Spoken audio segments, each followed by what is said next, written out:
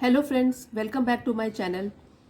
आज का वीडियो थोड़ा सा अलग है क्योंकि हम आज पढ़ेंगे एक कविता जिसका टाइटल है where the mind is without fear. Where जहाँ माइंड मन इज विदाउट फियर, विदाउट बिना, और फियर डर, बिना डर के, जहाँ हमारा मन बिना डर के रहता है। तो ये एक बहुत ही प्रसिद्ध कविता है जो कि रविंद्रनाथ टैगोर, जो कि प्रसिद्ध कवि हैं, उन्होंने लिखी थी। और वो भी जब लिखी थी भारत के स्वतंत्र होने से पहले।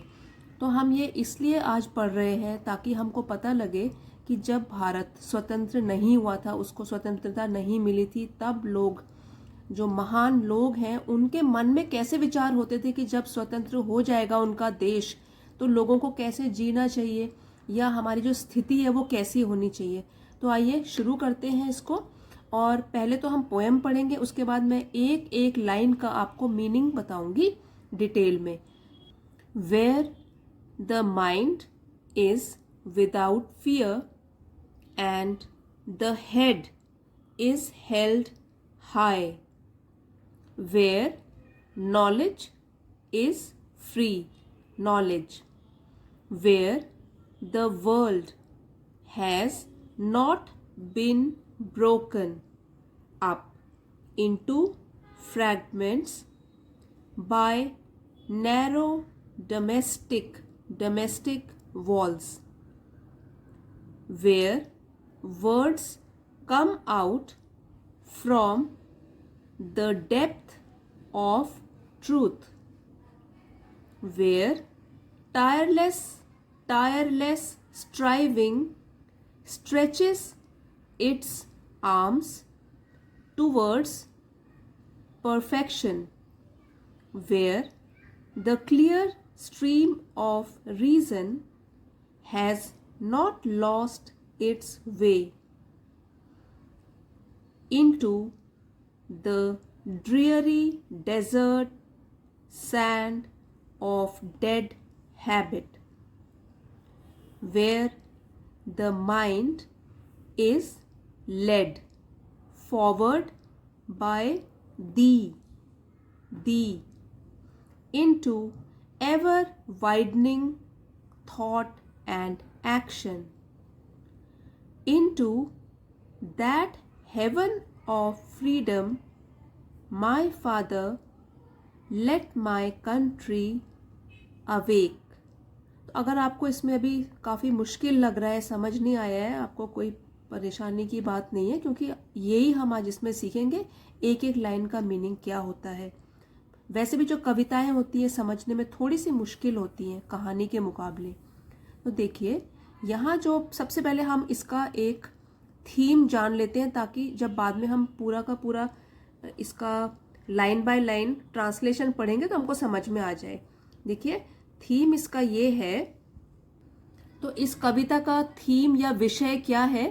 The poem reflects Tagore's vision for an ideal society. तो ये जो कविता है ये रिफ्लेक्ट करती है या दर्शाती है। अब क्योंकि रविंद्रनाथ टैगोर ने इनको लिखा है, इस पोएम को लिखा है, इस कविता को लिखा है, तो ये दर्शाती है टैगोर की जो परिकल्पना थी या जो मन में उनके विचार थे कि मेरा भारत ऐसा होना चाहिए जब वो स्वतंत्र हो। ठीक है, तो फिर तो ये जो पोएम है वो दर्शाती है टैगोर की कल्पना को या परिकल्पना को for an ideal society. Ideal मतलब आदर्श, सोसाइटी समाज। तो उनकी जो कल्पना जो कि उन्होंने रखी थी अपने आदर्श समाज के लिए। तो ये जो पोएम है, ये कविता है, वो टैगोर की परिकल्पना जो कि एक आदर्श समाज के प्रति उन्होंने रखी थी अपनी परिकल्पना, उसको दर्शाती है ये पूरी कविता। And his hopes for the future of his country India. और हिज होप्स, हिज यहाँ प्रोनाउन है जो कि टैगोर के लिए यूज किया गया है, और उनकी होप्स आशाएं for the future of his country, future भविष्य, फॉर के प्रति। तो किसके प्रति? भविष्य किसके प्रति? ऑफ हिज कंट्री, अपने देश भारत के लिए जो उनकी आशाएं थी और जो आदर्श समाज की जो कल्पना उन्होंने की थी वही इस कविता में बताया जा रहा है और इस कविता में वही दर्शाया जा रहा है। The poem emphasizes the importance of freedom, knowledge, truth and unity। इस कविता में 4 चीज़ों का ध्यान रखना है कि 4 चीज़ें बताई जा रही हैं। द पोएम emphasizes जोर देती है, emphasize से बना है emphasizes कि जोर देती हैं ये कविता किस किस के ऊपर, किस चीज़ के महत्व के ऊपर, 4 चीज़ों के। फ्रीडम स्वतंत्रता, नॉलेज ज्ञान, ट्रूथ सच्चाई या सत्य और यूनिटी एकता, इन सभी के महत्व के ऊपर जोर देती है ये कविता। तो एक बार इसको पूरे के पूरे को ट्रांसलेट करते कि है क्या, हम क्या पढ़ने वाले हैं। जो ये कविता है where the mind is without fear, जो कि रविंद्रनाथ टैगोर द्वारा लिखी गई है और वो भी उन्होंने कब लिखी थी, जब भारत स्वतंत्र नहीं हुआ था और अंग्रेज़ों के शासन के नीचे था, उस टाइम पे ये कविता लिखी गई थी। और ये कविता दर्शाती है टैगोर की कल्पना जो कि उन्होंने एक आदर्श समाज के लिए करी थी और उनकी आशाएं जो कि भविष्य में अपना देश होना चाहिए, तो उसके प्रति उनकी जो आशाएं थी और जो कल्पना थी वो इस कविता में दर्शाया गया है। The poem emphasises the importance of freedom, knowledge, truth and unity. और जो ये कविता है वो जोर देती है स्वतंत्रता, ज्ञान, सच्चाई और एकता के महत्व को, कि कितना महत्व है इन 4 चीज़ों का हमारे सब देशवासियों के जीवन में और सभी लोगों के जीवन में, वो इसमें बताया गया है। अब हम एक एक लाइन का, पहले एक एक लाइन पढ़ेंगे और उसको डिटेल में समझेंगे।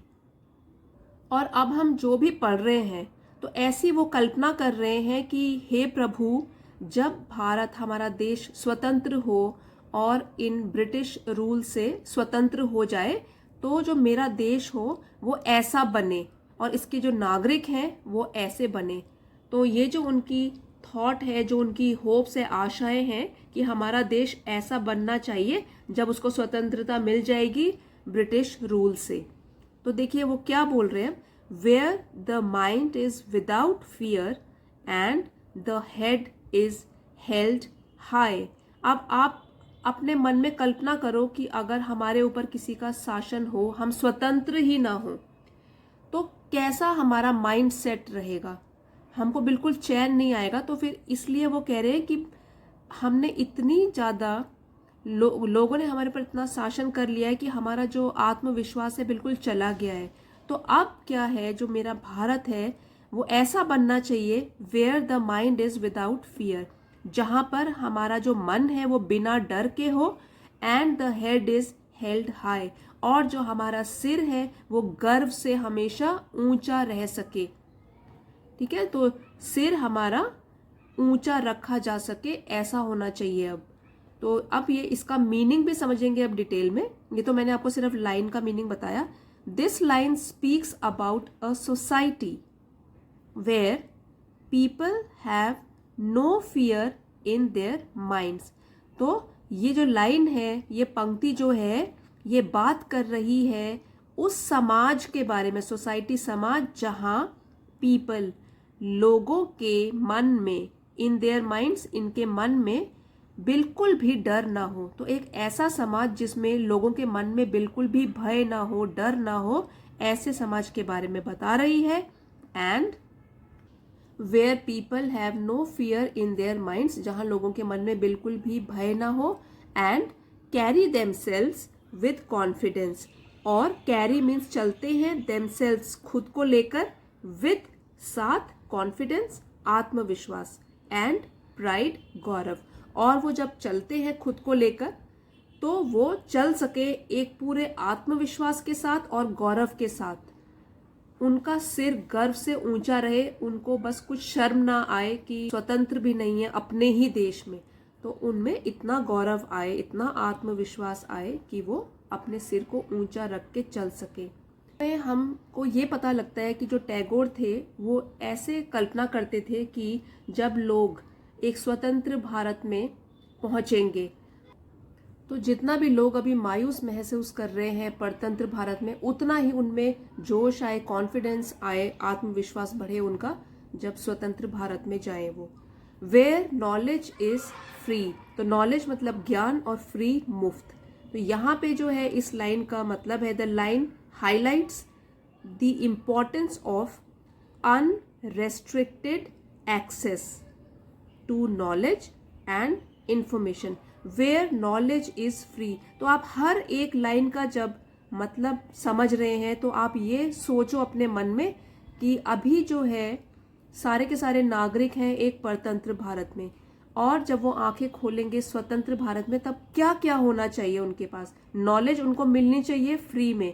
तो इस लाइन का मतलब है कि importance of unrestricted access, importance means महत्व, और अनरेस्ट्रिक्टेड जिसमें कोई भी प्रतिबंध न लगा हो, लगाम न लगी हो, और एक्सेस हो गया पहुंच, टू नॉलेज ज्ञान के लिए, एंड इंफॉर्मेशन सूचना, मतलब कि सभी लोगों के पास जो ज्ञान है, जो भी ज्ञान का अर्जन करना चाहते हैं उनके पास अप्रतिबंधित तरीके से ज्ञान पहुंच सके।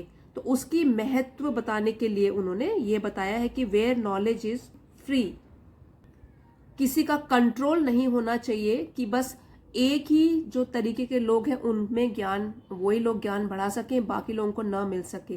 तो किसी में बस बंधन नहीं डालना है, सभी लोगों के पास सही तरीके से इक्वल बराबर तरीके से ज्ञान पहुंच सके जिनको भी ज्ञान का अर्जन करना है। तो वेयर नॉलेज इज फ्री, सभी लोगों के लिए बराबर तरीके से ज्ञान उपलब्ध है।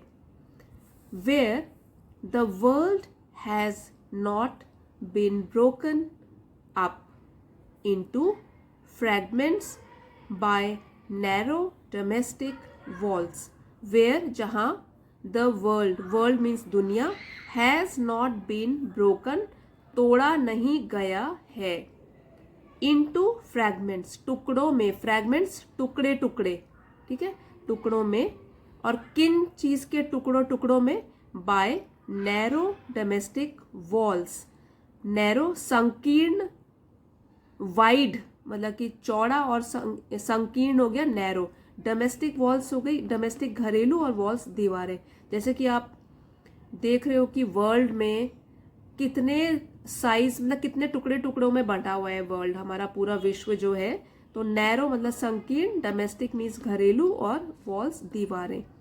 तो अभी इसका पूरा का पूरा लाइन का मतलब ये है कि this line speaks against divisions and barriers among people। तो ये जो लाइन है ये बोल रही है या बता रही है जो विभाजन हो गए हैं और जो भी बाधाएं हैं, जो भी बैरियर हमने बंधन डाल दिए हैं लोगों के बीच में, among people लोगों के बीच में, उसके बारे में इस लाइन में बताया गया है। This line speaks against divisions and barriers among people. तो ये जो लाइन है ये किसके खिलाफ बोल रही है, एक तो जो विभाजन हो गया है और जो बंधन पड़ गए हैं लोगों के बीच में, caused by narrow mindedness and confined perspectives. तो और किसके कारण पड़ गई है ये दरार, caused by narrow mindedness, narrow means संकीर्ण, और माइंडेडनेस मानसिकता, संकीर्ण मानसिकता जो है लोगों में, और कन्फाइंड पर्सपेक्टिव, कन्फाइंड सीमित, पर्सपेक्टिव दृष्टिकोण, जो उसका दृष्टिकोण है वो भी पूरा सीमित है वो, ठीक है। तो वो नैरो माइंडेडनेस हो गया, मतलब कि उनकी मानसिकता और दृष्टिकोण दोनों संकीर्ण और सीमित है। तो ऐसा नहीं बनना चाहिए। जब आज़ाद भारत होगा उस टाइम पे क्या होगा, वेयर द वर्ल्ड हैज़, मतलब ऐसा भारत हो मेरा जो, और या ऐसी दुनिया हो जहां जिसको तोड़ा नहीं गया है टुकड़ों में, और घरेलू संकीर्ण दीवारें लगा लगा कर, ठीक है। तो मतलब कि विभाजन न किया गया हो, बाद और बंधन न डाले गए हो लोगों के बीच में उनकी मानसिकता और दृष्टिकोण की वजह से। और एक और इसका मतलब ये बनता है कि लोगों में विभाजन उनके रिलीजन मतलब धर्म को लेकर ना हो, और वो किस जगह से बिलोंग करते हैं, कहाँ के रहने वाले हैं, उसकी वजह से भी कोई विभाजन ना हो। तो कोई भी आर्टिफिशियल तरीके का जो विभाजन है, अगर तो प्रकृति ने किया है वो तो अलग बात है, तो प्राकृतिक का हम यहाँ बात नहीं कर रहे, हम कह रहे हैं कि जो आर्टिफिशियल तरीके से लोग एक दूसरे के बीच में दरारें डाल के बैठे हुए हैं, वो नहीं होना चाहिए मेरे आज़ाद भारत में। और ऐसे भी बोलते हैं कि अगर इस तरीके की कुछ दीवारें खड़ी कर गई हैं तो उनको तोड़ना है, वैसी दीवारें कभी भी नहीं खड़ी करनी है आपस में लोगों के बीच में। हर लाइन में आप देख रहे होंगे कि वेयर वेयर, अभी तक जितनी भी हमने लाइंस पढ़ी हुई है उसमें पहला शब्द जो आ रहा है वो है वेयर। मतलब इसमें बोलने का है कि जहाँ, मतलब आज़ाद भारत ऐसा हो जहाँ। अब ये भी इसका ही एक लाइन है वेयर, आज़ाद भारत में where words come out from the depth of truth. Words, शब्द या जब बोलते हैं कोई लोग, तो कम आउट वो बाहर आए, from the depth of truth. Deep का पास्ट टेंस हो गया डेप्थ, डीप गहरा और डेप्थ गहराई। तो सत्य की गहराई, मतलब कि जब लोग बोले तो झूठ बिल्कुल ना बोले, तो उनके सत्य की गहराई जो है वहां से उनके शब्द बाहर आए जब वो बोले। तो अभी इस लाइन का मतलब ये बना, दिस लाइन एम्फेसाइजेस, तो ये जो है जोर देती है, the significance of honest and sincere communication. मतलब कि इस लाइन में बताया गया है कि क्या महत्व या महता है या क्या महत्व है ईमानदारी का, ऑनेस्टी का, कि सब लोग ईमानदार होने चाहिए। और सिंसियर कम्युनिकेशन, मतलब जब लोगों में कम्युनिकेशन हो, बातचीत हो, विचारों का आदान प्रदान हो, वो भी ईमानदार तरीके से हो। तो जहाँ पे जब शब्द लोग एक दूसरे से बात करें तो वो सत्य से भरे हुए हों, कोई भी उनमें आर्टिफिशियल तरीका न हो, तो सत्य की गहराई से वो बाहर आए। क्योंकि जिस समाज में भी लोग ईमानदार होते हैं, दूसरे पर वो भरोसा कर सकते हैं, वो समाज बहुत प्रगति करता है। तो इसलिए उनका जो विजन है, उनका नज़रिया है आगे स्वतंत्र भारत का, उसमें लोग ऐसे होने चाहिए। तो सत्य भी उसमें एक वैल्यू है, जो कि हमने शुरू में पढ़ा था, वो 4 चीज़ें, ज्ञान हो गया, सत्य हो गया, ईमानदारी हो गया। नेक्स्ट है, अब ये भी वेयर से शुरू है, मतलब वो चाह रहे हैं कि ऐसा हो मेरा भारत, सपनों का भारत, आज़ाद Bharat. Where tireless striving stretches its arms towards perfection. Tireless, tire तो हो गया थक जाना, और टायरलेस हो गया बिना थके हुए। तो टायरलेस या तो बिना थके हुए या अथक भी बोल सकते हैं इसको, जो थका नहीं हो। टायरलेस स्ट्राइविंग, स्ट्राइविंग हुआ प्रयास, तो स्ट्राइव वर्ब है, उसमें आईएनजी लग गया, स्ट्राइविंग प्रयास। Where tireless striving stretches its arms, stretches फैलाता है, इट्स आर्म्स अपनी बाहों को, टूवर्ड्स परफेक्शन, टूवर्ड्स की ओर, और परफेक्शन हो गया पूर्णता की ओर।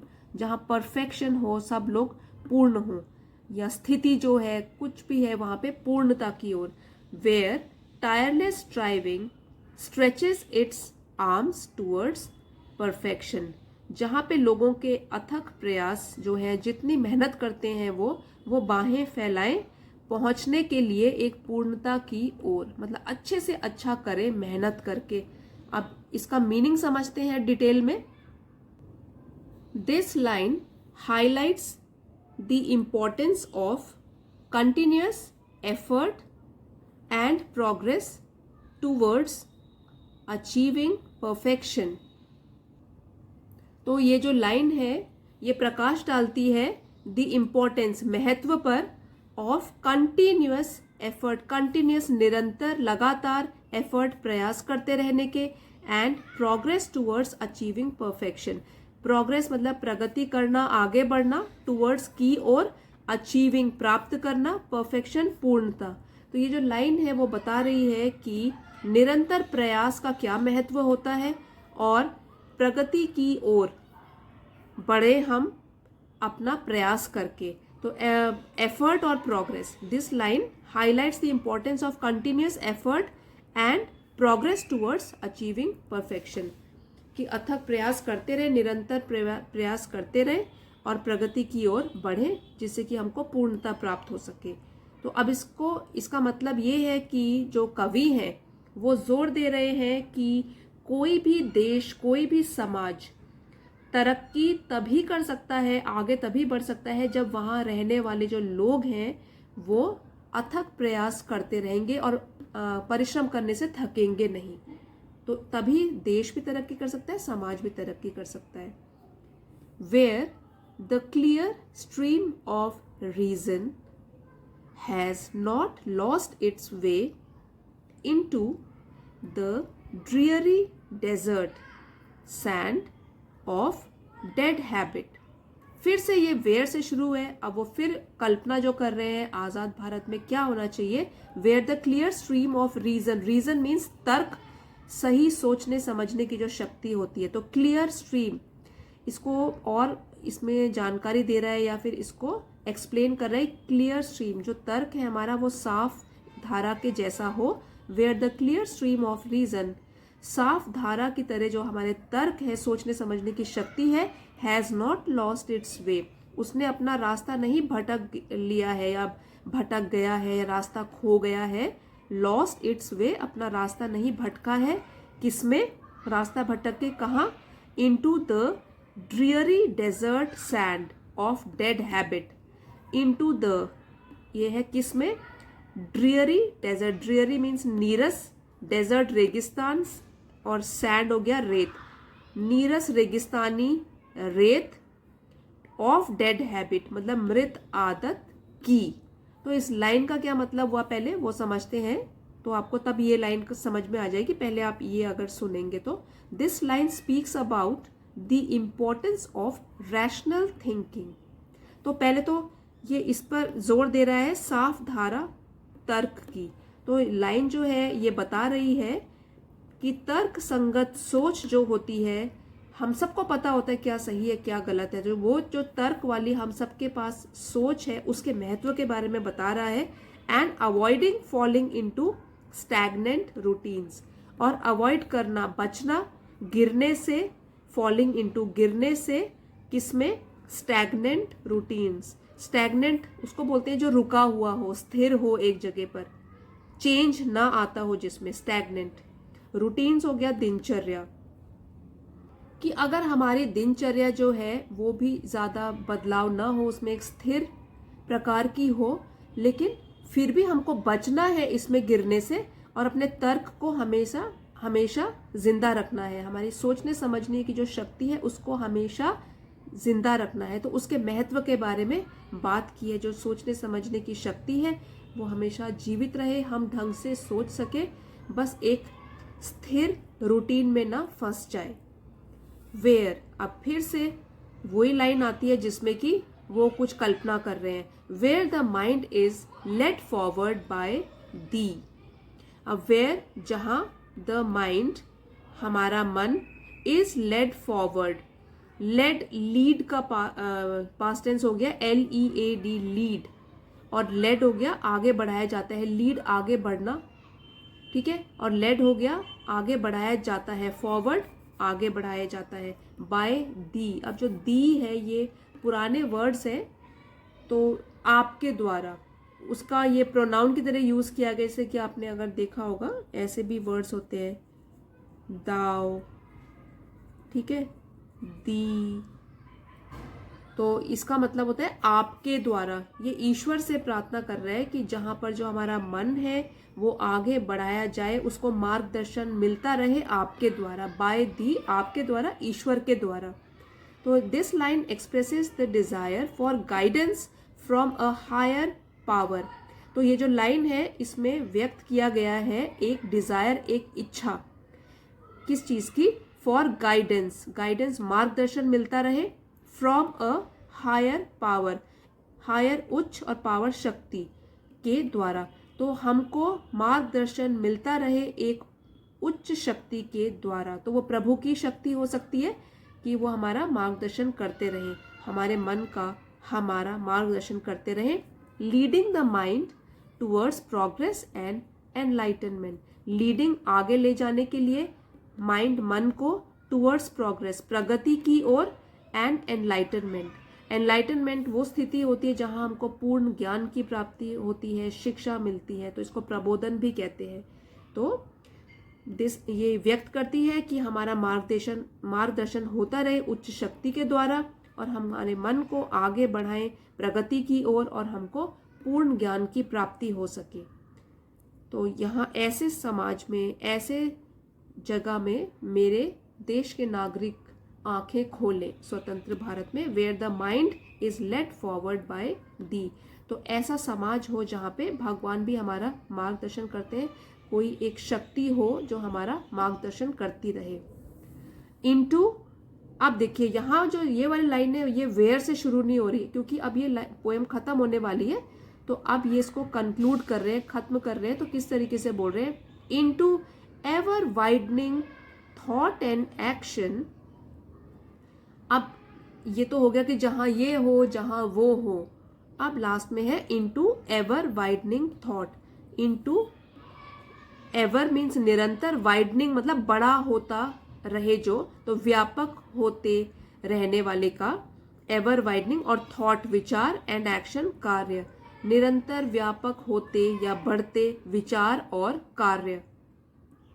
दिस लाइन एनविजन्स, एनविजन्स मतलब कल्पना करती है, अ सोसाइटी एक समाज की, where people are encouraged to think broadly, where जहां पीपल लोगों को, आर एनकरेज्ड तो प्रोत्साहित, एनकरेज मीन्स प्रोत्साहन, एनकरेज हो गया प्रोत्साहित किया जाता है, आर एनकरेज प्रोत्साहित किया जाता है, टू थिंक ब्रॉडली सोचने, वो भी व्यापक रूप से, संकीर्ण सोच नहीं रखनी है, व्यापक तरीके से सोच रखनी है। तो to think broadly and take constructive actions for positive change, और कंस्ट्रक्टिव एक्शंस मतलब कार्य जो हों उनके वो रचनात्मक तरीके से किए जाएं, फॉर पॉजिटिव चेंज ताकि जो समाज में पॉजिटिव सकारात्मक एंड चेंज बदलाव आए।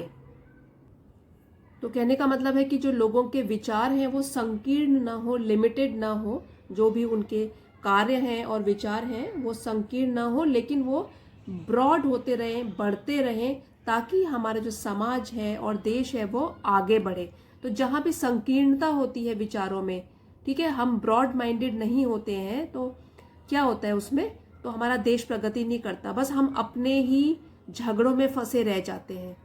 ठीक है, तो एक सकारात्मक बदलाव तभी आएगा जब हम व्यापक सोच रखेंगे अपनी, सबके बारे में, कि सब लोग एक हैं, हमको मिलजुल कर आगे बढ़ना है। तो ऐसी सोच होगी, बस संकीर्ण सोच नहीं होगी कि बस मेरी कम्युनिटी, मेरा धर्म, मेरे इलाके के दोस्त, मेरे इलाके के लोग, इस तरीके की नहीं हो, ब्रॉड होना चाहिए सोच विचार जो होने चाहिए, तभी देश भी प्रगति करता है और समाज भी। अब लास्ट में जो ये लास्ट लाइन है बहुत इंपॉर्टेंट है, इसमें अगेन इनटू से शुरू हो रहा है, जैसे पुराना वाली लाइन जो थी ये भी इनटू से थी। लास्ट में बोल रहे हैं into that heaven of freedom my father, into that heaven of freedom my father let my country awake. Into में दैट हेवन, वैसे स्वर्ग, हेवन स्वर्ग, ऑफ फ्रीडम, फ्रीडम आज़ादी, तो आज़ादी के स्वर्ग, माय फादर प्रभु भगवान को संबोधित करते हुए बोल रहे हैं, लेट माय कंट्री अवेक, मेरा देश जो है जागे। तो ऐसे स्वर्ग में, आज़ादी के स्वर्ग में, हे प्रभु मेरा देश जागे। तो ये तो वो कल्पना कर रहे हैं और लास्ट में बोल रहे हैं कि जब मेरा देश आंखें खोले, अभी तो परतंत्र भारत है, जब स्वतंत्र भारत मेरा जागे और स्वतंत्र बन जाए तो ऐसा हो प्रभु, वो आज़ादी का स्वर्ग जो मैंने कल्पना करी है, जहाँ लोग ऐसे होने चाहिए, समाज ऐसा होना चाहिए, वैसा हो मेरा देश, और आंखें खोले वो इस प्रकार के देश में। अभी इसका फिर एक और लाइन डिटेल में समझते हैं। दिस कंक्लूडिंग लाइन, मतलब जो लास्ट वाली लाइन है, expresses the poets aspiration for his country. तो पोएट की, कवि की एस्पिरेशन, आकांक्षाएं, फॉर हिज कंट्री, कंट्री देश, फॉर हिज के प्रति, पोएट की, कवि की आकांक्षा अपने देश के प्रति, टू अचीव, टू के साथ वर्ब लगा हुआ है, इन्फिनिटिव फॉर्म में है, जो पर्पस बता रहा है कि आकांक्षा देश के प्रति प्राप्त करने की, टू अचीव प्राप्त करने की, a state of true freedom, एक स्थिति जो कि सच्ची स्वतंत्रता हो, and awaken to its potential. और देश के लिए बोल रहा है कि जो देश है उसका जब जन्म हो तो वो जागृत हो, awaken to its potential. Potential होता है क्षमता, तो जो उसकी असली क्षमता है मेरा देश वैसे माहौल में, वैसी स्थिति में जागृत हो या जगे। सच्ची स्वतंत्रता तभी कहलाई जाएगी। तो अभी और भी इसका मतलब ये भी बनता है कि जब भारत स्वतंत्र हो तो वो सिर्फ एक राजनीतिक तरीके से स्वतंत्रता नहीं मिलनी चाहिए, लेकिन क्या क्या स्वतंत्र होना चाहिए? लोगों का मन स्वतंत्र हो जाए, उसमें दीवारें ना बनी हो, एक दूसरे के ही प्रति दीवारें ना बन जाए, ठीक है? तो मन तन धन अपनी सोसाइटी के लिए, अपने देश के लिए बढ़ चढ़कर लोग प्रयास करें उसको आगे बढ़ाने के लिए। तो सिर्फ एक राजनीतिक तरीके से स्वतंत्रता ना मिले, लोगों के मन भी स्वतंत्र हो जाए और एकता और भाईचारे की भावना उनमें बनी रहे, तभी हमारा देश और आगे भी तरक्की करेगा। और तब राजनीतिक तरीके से तो माना ही जाएगा, और बिल्कुल जो असली सच्ची स्वतंत्रता होती है वो उसको मिल जाएगी जब वहाँ के लोग इस सोच विचार को रखते होंगे अपने मन में, एक दूसरे के प्रति भाईचारा और एकता। तो ऐसे भारत में, ऐसे माहौल में, ऐसी स्थिति में मेरे स्वतंत्र भारत का जन्म हो। तो ये तो थी रविंद्रनाथ टैगोर ने जो पोएम लिखी थी और जो कल्पना की थी, एक आज़ाद भारत जब हो तो मेरा देश और मेरे देश के नागरिक ऐसे हों। तो ये हमने इस पोएम में आज पूरा पढ़ा। आपको अगर इस तरीके का नया वीडियो जो कि कविता के ऊपर बेस्ड था आपको पसंद आया है तो प्लीज़ लाइक, शेयर और सब्सक्राइब करना मत भूलिएगा। आप सभी को स्वतंत्रता दिवस की शुभकामनाएं। Thank you everybody for watching. See you in the next video.